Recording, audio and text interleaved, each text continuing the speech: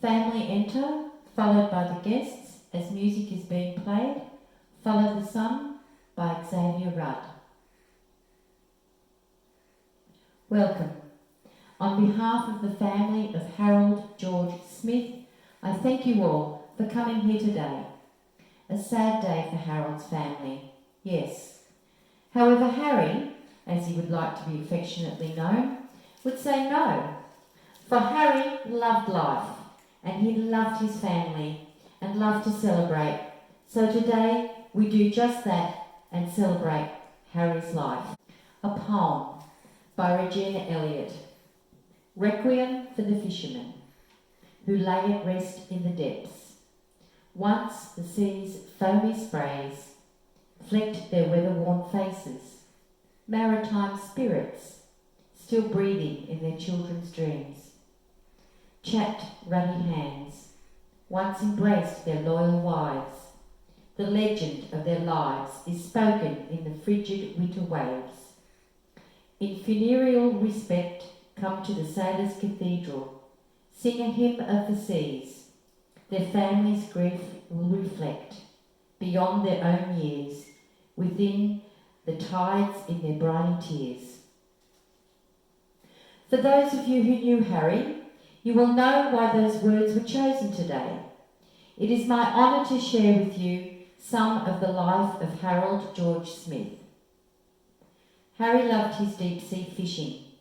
If he wasn't out fishing with his best mate Franco, then he was teaching his 4 grandsons, Zale, Dylan, Kai and Fletcher, to fish, teaching them the way he had also taught their mums and dads to fish when they were young.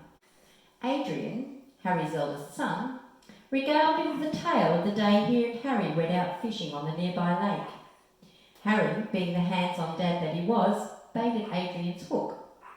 Adrian recalls he was about 9 or 10 at the time. Harry then cast off for Adrian and cast off for himself. Harry threw his line in with such a force that he slipped and fell into the lake, with much fits of laughter from Adrian. He still managed to land a fish. Harry was flailing around in the water and still managed to help Adrian reel in the exceptionally large, or so I'm told, flathead. The family sat around the dinner table that night, enjoying a fish meal that Mum Marion had cooked, whilst Adrian told them about their day.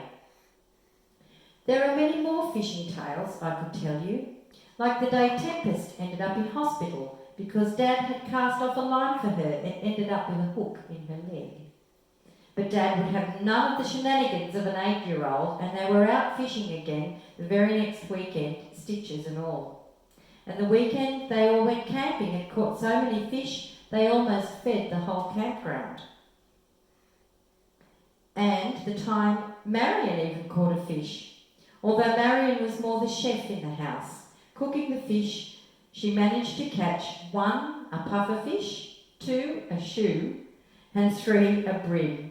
Not enough to feed them all, but she made a banquet fit for the family. That was the end of Marion's fishing career, but she always supported Harry in his endeavours, and there were many of them. Marion, the first love of Harry's life, passed away 5 years ago. This devastated the family, and Harry, being Harry, went fishing. Fishing with his best mate Franco. They both had a passion for deep sea fishing, and Harry was out on the water with Franco as often as he could. Adrian and Christian would accompany them at times, and then the whole family would get together and listen to the one that got away stories.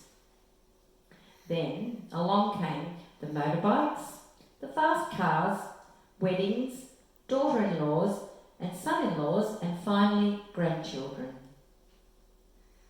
Readings. Franco would like to say a few words. Franco, please join me at the lectern.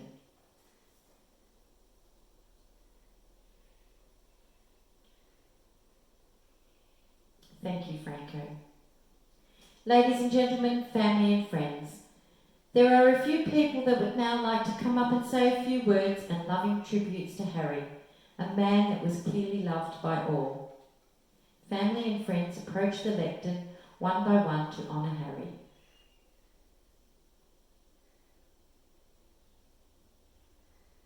reflection. So, family and friends, we remember Harry today and the fun-loving and adventurous man that he was. And I'm sure he still will be as he looks down on his extended family reunited with his beloved Marion. Please take the time to reflect as we all enjoy some lovely photos up on the screen. Photos to remember Harry.